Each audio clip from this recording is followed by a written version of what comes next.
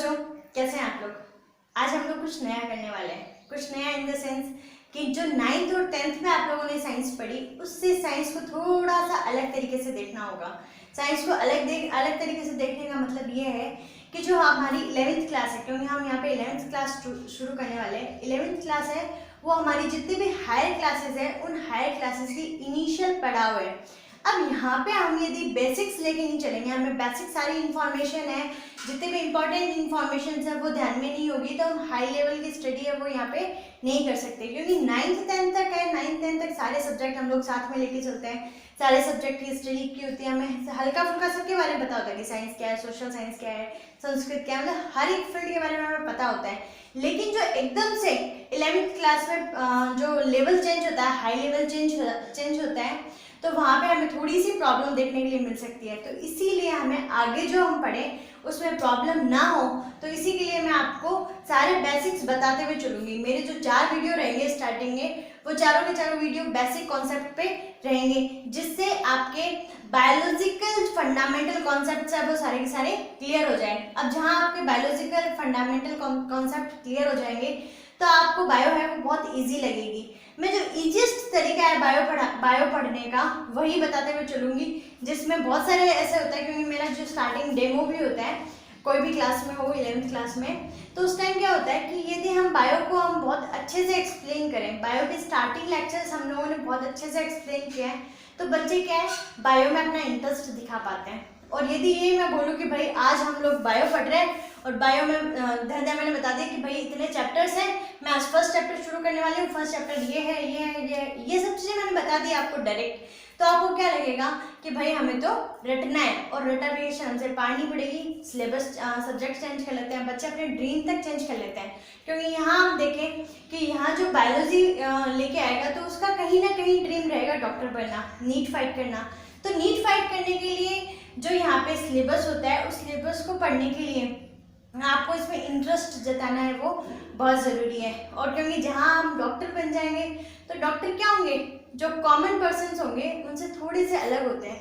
क्योंकि डॉक्टर होते हैं उनको ये ध्यान में होता है, उनकी बायोलॉजी बहुत अच्छे से पढ़ी होती है, बॉडी के सारे पार्ट्स किस टाइप से फंक्शन करते हैं उनको ये हर चीज़ पता होती है। ठीक है, एक कॉमन पर्सन से पूछे कि भाई हमारा हाथ क्यों मुड़ रहा है, स्टमक में स्टमक एक क्यों हो रहा है, हेडेक क्यों हो रहा है, हार्ट में पेन क्यों हो रहा है, ठीक है, हमें सांस मुश्किल से क्यों आ रही है, तो ये चीज़ें क्या कॉमन पर्सन है वो नहीं बता पाते। लेकिन डेफिनेटली जो डॉक्टर्स होते हैं, ठीक है, या जिन्होंने बायो बहुत अच्छे से पढ़ी होती है, वो इजीली बता सकते हैं। तो बायो है वो इंटरेस्टिंग है, क्योंकि बायो में हम क्या पढ़ रहे हैं, बायो में हम लोग लाइफ के बारे में पढ़ रहे हैं, हमारी खुद की लाइफ पढ़ रहे हैं, प्लांट्स की लाइफ पढ़ रहे हैं, एनिमल्स की लाइफ पढ़ रहे हैं, जो सारे के सारे लिविंग बीइंग्स हैं उनकी लाइफ पढ़ रहे हैं। तो बायो क्यों नहीं इंटरेस्टिंग, बायो बच्चे क्यों नहीं लेते। ठीक है, तो बायो बहुत इंटरेस्टिंग होती है, लेकिन बायो को यदि रटाफिकेशन फॉर्म में पढ़ाया जाए, रटने के फॉर्म में पढ़ाया जाए, तो बायो है वो सबसे टिपिकल पोर्शन है। क्योंकि बायो के कई बार है कि बायो के जो वर्ड्स होते हैं, ठीक है, नॉर्मली ऐसे बोला जाता है कि इंग्लिश की स्पेलिंग है वो 8 लेटर्स की हाईएस्ट होती है, लेकिन बायो की स्पेलिंग तो चलती ही जाती है। बहुत सारी स्पेलिंग्स हम लोग देखते हैं कि बायो की स्पेलिंग इतनी लंबी होती है। अब उसी स्पेलिंग को हिंदी मीडियम को समझाने के लिए बहुत इजी फॉर्म में मात्रा लगा के लिख दिया जाता है। वो हिंदी मीडियम वालों को इजी लगती है कि भाई हमें हिंदी में लिखा हुआ मिला है, हमें इंग्लिश में लिखा मिला है, लेकिन वो इतनी लंबी स्पेलिंग को देख के भाई छोड़ो रे, बायोलॉजी कौन बायो पढ़ेगा। ठीक है, तो यहाँ पे ना आपको इस टाइप के जितने भी फोबिया है वो छोड़ते हुए चलना है। क्योंकि बायो की जितनी भी स्पेलिंग्स रहेगी, जितना भी इसके बायो का इंग्लिश टर्म्स या हिंदी टर्म्स रहेंगे, वो सारे के सारे हैं वो बेसिक प्रीफिक्स और सफिक्स को लेते हुए बनेंगे, या बेसिक लैटिन या ग्रीक लैंग्वेज के जो भी वर्ड्स रहेंगे उन्हीं के ऊपर आधारित होंगे। तो मैं क्या करूँगी, आपको पहले मेरा जो पढ़ाने का तरीका है वो मैं आपको एक्सप्लेन कर देती हूँ कि मैं जो है कि बेसिक के 4 वीडियो समझाऊंगी आपको। ये बेसिक के 4 वीडियो जिसके कॉन्सेप्ट बहुत अच्छे से क्लियर हो जाएंगे, तो उनको बायो आगे के जितने भी चैप्टर्स हैं उनमें पढ़ने में कोई भी दिक्कत नहीं होने वाली। उसी के साथ में आप लोगों को मैं बता दूं कि जो 11th का सिलेबस है वो इस साल चेंज कर दिया गया है। सीबीएसई का तो एनसीईआरटी चल रहा था, लेकिन जो आरबीएसई है, आरबीएसई में भी एनसीईआरटी की बुक्स है वो लागू कर दी गई है। अब हम बात करें कि एनसीईआरटी की बुक ही क्यों लागू की। एनसीईआरटी की बुक इसलिए लागू की कि जो नीट वगैरह या आगे के कॉम्पिटिटिव एग्जाम्स होते हैं उनकी मास्टर की है वो एनसीईआरटी होती है। एनसीईआरटी में जितनी भी लाइंस लिखी हुई होगी उन्हीं लाइन से प्रॉपरली क्वेश्चन उठ के हमें एग्जाम पेपर में मिल जाते हैं। तो इसीलिए एनसीईआरटी बुक है वो लागू कर दी गई है। तो हम यहाँ पे आपको नोट्स भी प्रोवाइड करवाएंगे, नोट्स मेरे टेलीग्राम के थ्रू मिलेंगे आपको। और जो बोर्ड पिक्चर्स है, क्योंकि बोर्ड पे कई बार होता है कि पढ़ाते वक्त मैं बीच में आ रही होती हूँ तो आप लोग को समझ में आए या नहीं आए, तो मैं बोर्ड पिक्चर्स है वो भी टेलीग्राम पे अवेलेबल करवा दूंगी। टेलीग्राम का जो लिंक रहेगा वो मेरे डिस्क्रिप्शन में रहेगा। और इसमें 12th का सिलेबस ऑलरेडी पहले से चल रहा है, तो मैं 11th का मेंशन कर दूंगी भाई ये वाली पिक्चर है वो 11th क्लास की है या ये वाला नोट्स है वो 11th क्लास के, ताकि 12th के बच्चे भी कंफ्यूज ना हो और आप भी कंफ्यूज ना हो। तो इसी टाइप से हम लोग पढ़ना शुरू करते हैं बायोलॉजी को। अब यहाँ सबसे पहले देखते हैं बायोलॉजी। बायोलॉजी सबको सुना हुआ है, बायोलॉजी को हिंदी में जीव विज्ञान कहते हैं, ये बात भी सबको ध्यान में। अब बायोलॉजी वर्ड की उत्पत्ति कहाँ से हुई है? जैसे मैंने आपको कल कहा था कि जो साइंस का ओरिजिन है तो साइंस क्या वर्ड से हुआ, और ये एक लैटिन वर्ड था। उसी के साथ में मैंने आपसे एक बात बताई थी कि लैटिन और जो ग्रीक लैंग्वेज है, लैटिन और ग्रीक लैंग्वेज दोनों के दोनों है वो डेड लैंग्वेज है, उन्हीं से साइंस के सारे वर्ड्स है उनका ओरिजिन होते हैं। तो यहाँ हम बात करें बायोलॉजी की सबसे पहले, तो बायोलॉजी का ओरिजिन है वो ग्रीक वर्ड से हो रखा है। ग्रीक वर्ड्स में भी बायोस प्लस लोगस, बायोस प्लस लोगस। अब बायोस है, बायोस का मतलब होता है लाइफ, ठीक है। मैंने कहा था वही ग्रीक डिक्शनरी उठा लो, उसमें मतलब निकालना है, ठीक है। लोगस का मीन्स होता है स्टडी, तो means study of life is called biology, मतलब लाइफ साइंस बोल सकते हैं। जैसे हम लोग अभी इसको बायोलॉजी बोल रहे हैं क्योंकि हम 11th स्टैंडर्ड में, लेकिन जैसे जैसे हमारा स्टैंडर्ड है वो हाई होता जाएगा तो कॉलेज लेवल पे, पीएचडी लेवल पे इन सब का नाम भी है चेंज होता जाएगा। इनका नाम हो जाएगा बायो साइंस हो गया, लाइफ साइंस हो गया, ठीक है। तो ये बायोलॉजी है वो और आगे कन्वर्ट हो जाएगी। तो इसी टाइप से हम बात करते हैं कि जो बायोलॉजी है, बायोलॉजी वर्ड है उसका ओरिजिन कहाँ से हुआ ये हमें समझ में आ गया। फिर बायोलॉजी वर्ड है तो बायोलॉजी के फादर ऑफ बायोलॉजी किसको कहा जाता है? तो आप लोगों ने सुना ही होगा, जैसे आप लोगों ने जेनेटिक्स पढ़ा है तो जेनेटिक्स में ग्रेगर जॉन मेंडल वो क्या थे? अनुवांशिकी के जनक थे, जेनेटिक फादर ऑफ जेनेटिक्स थे। तो उसी टाइप से फादर ऑफ बायोलॉजी मतलब बायोलॉजी की पूरी मतलब जो बुक वगैरह है तो वो किन्होंने लिखी? यहाँ एरिस्टोटल जिसको हिंदी में अरस्तु कहा जाता है, इनकी डिफरेंस और इसका जो प्रोनाउंसिएशन है उसमें अलग है, ठीक है। तो यहाँ एरिस्टोटल ध्यान में रखिएगा। फिर बायोलॉजी वर्ड किसने दिया, ठीक है। अब ध्यान में रखना फादर ऑफ मतलब जनक इसके कोई और हो सकते हैं, लेकिन इसकी डिस्कवरी है या इसका नाम है वो किसने दिया था? लेमार्क और ट्रेविनियस ने। तो ये सारे नाम आपको ध्यान में रखने हैं। बायोलॉजी में क्या फंडा है कि बायोलॉजी की स्टार्टिंग की टर्म्स आपको अच्छे से ध्यान में, उसके साथ में उसका साइंटिस्ट, क्योंकि हर पैराग्राफ में क्या है एक साइंटिस्ट का नाम आपको मिलेगा। तो मैं भी आज क्या करने वाली हूँ, मैं आराम से 5 से 6 साइंटिस्ट के नाम आपको बताने वाली हूँ, तो वो आपको ध्यान में रखने हैं यदि आपको बायोलॉजी बहुत अच्छे से पढ़ना है। तो यहाँ पे फादर ऑफ बायोलॉजी मैंने बता दिया अरिस्टोटल है, उसी के साथ में जो बायोलॉजी वर्ड किसने दिया? तो बायोलॉजी वर्ड दिया था लेमार्क और ट्रेविनियस ने 1802 में। तो मैंने हिंदी और इंग्लिश दोनों में लिख रखा है, तो आप अपने नोट्स में मेंशन कर लीजिएगा इस बात को। फिर है कि biology is the science of life forms and living processes.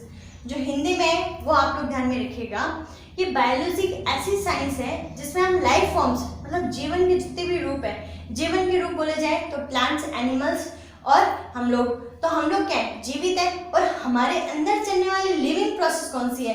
हम श्वसन किस टाइप से कर रहे हैं, हम पाचन किस टाइप से कर रहे हैं, अपसर्जन किस टाइप से कर रहे हैं, जनन, ग्रोथ, मतलब हर एक जो लिविंग फॉर्म्स के लिए जो चीजें चाहिए उन सब प्रोसेस का जो स्टडी है वो किसमें की जाती है? बायोलॉजी में की जाती है। उसके बाद हम बात करें the story of life on earth, हमारी पृथ्वी पे लाइफ की उत्पत्ति किस टाइप से हुई? यहाँ मैंने आगे मेंशन भी किया, evolution of living organism on earth, पृथ्वी पे लिविंग ऑर्गेनिज्म का उद्विकास, ठीक है, इवोल्यूशन।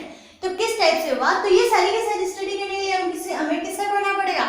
बायोलॉजी को पढ़ना पड़ेगा, ठीक है। तो ये आपको चीज है वो ध्यान में रखनी है। उसी के साथ में हम बात करेंगे हमारा स्टैंडर्ड हाई हो चुका, तो हमें बायोलॉजी की स्टैंडर्ड डेफिनेशन ध्यान में होनी चाहिए। तो बायोलॉजी की जो स्टैंडर्ड डेफिनेशन रहेगी वो ये रहेगी, biology is the study of the interaction between organism. Interaction का मतलब होता है अंतर संबंध, ठीक है, बिटवीन ऑर्गेनिज्म। ऑर्गेनिज्म का मतलब मैं बात कर रही हूँ प्लांट्स के बारे में भी, एनिमल्स के बारे में भी, माइक्रोबीज के बारे में भी, ह्यूमंस के बारे में भी। अब इन चारों की आपस में क्या इंटरेक्शन रह रहा है? हम लोग आपस में किस टाइप से इंटरकनेक्ट हैं, ठीक है। आपको बात समझ में आ रही है कि हम लोग किस टाइप से इंटरकनेक्ट है, हमें प्लांट है वो किस टाइप से इफेक्ट करते हैं, हमें बैक्टीरियाज वायरसेस वगैरह किस टाइप से इफेक्ट करते हैं। उसी के साथ में हम बात करें कि प्लांट से हम लोग को क्या क्या मिलता है, हम लोग प्लांट्स को क्या प्रोवाइड करवाते हैं, मतलब हर एक चीज है, हर एक चीज का आपस में इंटरेक्शन, ठीक है, बायोलॉजी है। उसी के साथ में and their physical and chemical environment. अब हमने बात की थी कि साइंस की मेजर 3 ब्रांचेस हो गई, बायोलॉजी, केमिस्ट्री और फिजिक्स। अब केमिस्ट्री और फिजिक्स वाले को नहीं कहेंगे कि भाई आपको बायो भी पढ़नी पड़ेगी, लेकिन बायो वालों को कहेंगे कि भाई आपको फिजिक्स भी ध्यान में रखनी है और आपको केमिस्ट्री भी ध्यान में रखनी है। किस टाइप से? फिजिक्स हम बात करें कि हमारी बॉडी है, ठीक है, हमारी बॉडी पे पीएच इफेक्ट करते हैं, पीएच आप लोगों ने सुन रखा होगा, ठीक है। उसी के साथ में टेम्परेचर हमें इफेक्ट करता है, फोर्स हमें इफेक्ट करता है, एनर्जी। तो ये सारे के सारे नाम आपने किस में सुने हुए होते हैं? फिजिक्स में सुने हुए होते हैं, लेकिन हमको इफेक्ट करते हैं ये, ठीक है, सॉइल्स वगैरह।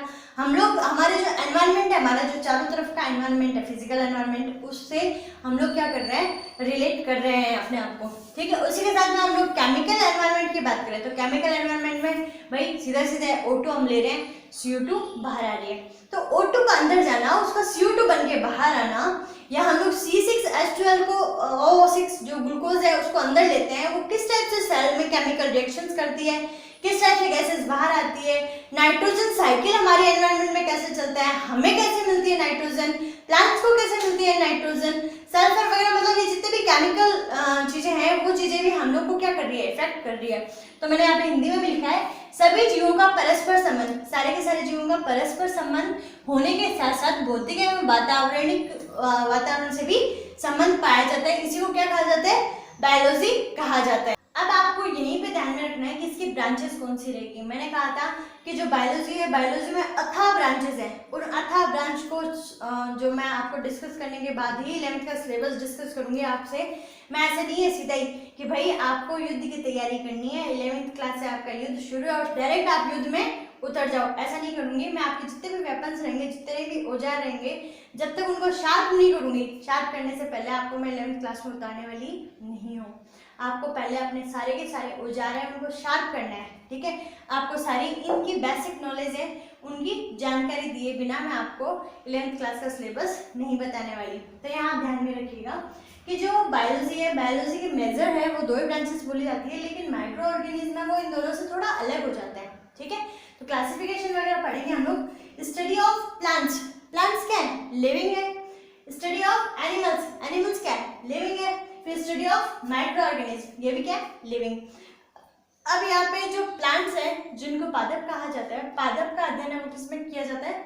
बॉटनी, बॉटनी या फाइटोलॉजी कहते हैं। मैंने कहा ना आपको प्रीफिक्स और सफिक्स का ध्यान में रखना। जैसे लोजी है वो क्या है? यहाँ पे पीछे जुड़ रहा है आराम से, ठीक है, लोजी जुड़ने से उसका अध्ययन हो जाता है, ठीक है। और फाइटो है, फाइटो वर्ड प्लांट्स के लिए यूज किया जाता है यहाँ पे, ठीक है। तो यहाँ पे फाइटोलॉजी या बॉटनी, जिसको वनस्पति विज्ञान कहा जाता है। अब एक एक चीज को अच्छे से ध्यान में रख के चलिए, ठीक है। अब ये जो बॉटनी वर्ड है इसका ओरिजिन किससे हुआ? तो बॉटनी वर्ड का यूज ओरिजिन हुआ बॉटनी, वाई की जगह आपको ई लगाना है, ठीक है। इसका मतलब होता है हर्ब या झाड़ी। उसके अलावा कई बार बोला जाता है कि बॉस्किन भी इसका ओरिजिन का रीजन है। बॉस्किन का मतलब होता है ग्रेजिंग, चरेंगे किसको? घास को ही चरेंगे, तो यहाँ पे चरना। तो इस टाइप से ये हमारा बॉटनी का पोर्शन है वो कंप्लीट होता है। उसके साथ में हम बात करते हैं जूलॉजी की। तो जूलॉजी जिसको यहाँ पे जंतु विज्ञान कहा जाएगा, जहाँ एनिमल्स की स्टडी होगी उसको क्या कहा जाएगा? जूलॉजी कहा जाएगा। जूलॉजी जंतु विज्ञान, ये जूइन प्लस लॉगस एनिमल्स की स्टडी से मिलके बना है। तो आप लोगों को हर एक चीज है वो ध्यान में होनी चाहिए कि इसका ओरिजिन कहाँ से हुआ, इसके फादर कौन है, ठीक है। उसी के साथ हम बात करते हैं कि माइक्रो ऑर्गेनिज्म की जो स्टडी है उसको माइक्रोबायोलॉजी कहा जाता है, सूक्ष्म जीव विज्ञान कहा जाता है। सूक्ष्म जीव विज्ञान में माइक्रो, बायोस प्लस लोगस। माइक्रो का मतलब होता है वेरी स्मॉल, क्योंकि जो बैक्टीरिया वायरसेस है वो क्या होती है? हमारी नेट आई से हम लोग देख ही नहीं सकते। बायोस का मतलब होता है लाइफ और लोगस का मीन्स होता है स्टडी। तो यहाँ पे माइक्रो बायोलॉजी हो गया इस टाइप से, ठीक है। अब इसके हम फादर्स देख लेते हैं। तो फादर में हम बात करें कि फादर ऑफ जूलॉजी आपको सबसे पहले देखना है। फादर ऑफ बायोलॉजी कौन है? एरिस्टोटल है। तो वही आपको याद रखते हुए लिखना है कि फादर ऑफ जूलॉजी भी कौन है? एरिस्टोटल है। ये एक नेचुरलिस्ट थे, मतलब एक जूलॉजिस्ट बोले इसको, नेचुरलिस्ट बोले, जो प्राकृतिज्ञ या जो जंतु विज्ञ कहलाते हैं हिंदी में, ठीक है। तो ये है, तो यहाँ पे अरस्तु का जो टाइम दिया जाता है वो दिया जाता है 384 टू 322 BC, जो बिफोर क्राइस्ट होता है। तो उसमें क्या होता है, ईसा पूर्व जो है, तो उसमें नीचे चलता है, ऐसे नहीं कि भाई 1900 से लेके 2000 समथिंग, ठीक है। तो यहाँ पे ये क्या है, जस्ट उल्टा चल रहा है, ठीक है। इन्होंने क्या किया, एनिमल्स की स्टडी की। अब एनिमल्स की स्टडी कर रहे थे, मतलब ये इन्होंने इनको फादर ऑफ बायोलॉजी भी तो कहा जाता है। ये लिविंग फॉर्म्स की स्टडी करने लगे। अब जैसे लिविंग फॉर्म्स की स्टडी करने लगे तो सबसे पहले कौन आ गए, एनिमल्स आ गए। तो उन्होंने क्या कहा कि प्लांट को उन्होंने बाद में माना कि लिविंग ऑर्गेनिज्म है, ठीक है। लेट्स सपोज कि इनका आपको ध्यान में रह जाएगी, इन्होंने जूलॉजी से कैसे इन्हें फादर ऑफ जूलॉजी क्यों कहा जाता है। तो उन्होंने सबसे पहले जंतुओं पे अध्ययन करना शुरू किया, ठीक है। अब वो जंतुओं पे अध्ययन कर रहे थे, तो इन्होंने जो बुक लिखी वो हिस्टोरिया एनिमेलियम, हिस्टोरिया एनिमेलियम। अब जो एनिमेलियम है, एनिमेलियम और हिस्टोरिया मतलब हिस्ट्री, तो आपको डेफिनेटली स्पेलिंग याद हो जाएगी, हिस्टोरिया एनिमेलियम, ठीक है। अब उसके बाद में इन्हीं के एक स्टूडेंट थे, इन्हीं के स्टूडेंट एक बॉटनिस्ट थे जिनका नाम था थियोफ्रेस्टस। तो थियोफ्रेस्टस ने कहा कि भाई हाफ हाफ काम डिवाइड कर लेते हैं, आप सिर्फ एनिमल्स के बारे में पता लगा लीजिए, मैं ये करता हूँ कि प्लांट्स के बारे में पता लगा लेती हूँ। तो यहाँ पे ये जो थियोफ्रेस्टस है, ये इनको फादर ऑफ बॉटनी कहा जाता है। ये ग्रीक बॉटनिस्ट थे, ठीक है, ग्रीक बॉटनिस्ट थे। इन्होंने एक बुक लिखी हिस्टोरिया प्लांटेरम। यहाँ क्या थी, हिस्टोरिया एनिमेलियम, यहाँ पे क्या था, हिस्टोरिया प्लांटेरम। तो इनकी बुक के नाम आपको हिंदी में भी इस टाइप से मिलेंगे, इंग्लिश में आपको इजीली याद हो जाएंगे क्योंकि स्पेलिंग है वो हिस्ट्री प्लांट, हिस्ट्री एनिमल्स, इनसे रिलेट रहेगी आपको, ठीक है। उसके बाद हम बात करते हैं, ये इनके स्टूडेंट थे अरिस्टो के, मैंने आपको बता ही दिया। उसके बाद में आप एक बात और ध्यान में रखिएगा कि ये जो लेमार्क और ट्रेविलियनस है, ये जर्मनी और फ्रांस के थे। तो यहाँ पे ये तो जो लेमार्क थे वो तो फ्रांस से थे और जो ट्रेविलियनस है वो जर्मनी से बिलोंग करते थे, ठीक है। तो सर आप लोग ध्यान में रखिएगा। उसके बाद में आप फादर ऑफ बायोलॉजी लिखें, ठीक है। अब आप गूगल करेंगे तो फादर ऑफ बायोलॉजी में आपको दो नाम आएंगे, एक तो लुईस पाश्चर आएगा और एक आएगा एंटोनी वॉन ल्यूवेनहॉक। हम लोग जिसको मानते हैं वो एंटोनी वॉन ल्यूवेनहॉक है, क्योंकि हम लोग बात करें कि माइक्रो ऑर्गेनिज्म है। माइक्रो ऑर्गेनिज्म में हम लोग बैक्टीरिया देखेंगे, जीवाणु है, जो वायरस देखेंगे, जो विषाणु है। तो इन सब चीजों को, जिसमें जीवाणु है, जीवाणु को सबसे पहले सर्च जिसने किया था तो वो कौन था, एंटोनी वॉन ल्यूवेनहॉक। लेकिन बहुत सारी चीजें हैं कि वो जो आप लोगों ने 9th क्लास में प्रैक्टिकल देखा है लुईस पाश्चर वाला, तो लुईस पाश्चर को भी मानते हैं। तो इन दोनों को ही फादर ऑफ माइक्रोबायोलॉजी के नाम से गूगल करने पे मिलता है। तो मैंने आपको दोनों ही नाम लिखवा दिया ताकि आप कंफ्यूज नहीं हो, ठीक है। क्योंकि आपको जो क्वेश्चन पूछा जाएगा उसमें आपको एंटोनी वॉन ल्यूवेनहॉक ही लिखना है, लुईस पाश्चर नहीं लिखना, लेकिन आप कंफ्यूज नहीं हो इसलिए मैंने आपको ये दोनों नाम ही यहाँ लिख दिए। तो इस टाइप से हमारी ये जो बायोलॉजी है, बायोलॉजी क्या है, तो वो चीज मैंने आपको समझाई। उसके बाद में आपको ध्यान में होना चाहिए कि भाई आप बायोलॉजी ले चुके, ठीक है, आप युद्ध में कूद चुके। अब युद्ध में कूदने के बाद में पूछ ले कि भाई ये तलवार है, ये तलवार किस काम आएगी, ठीक है।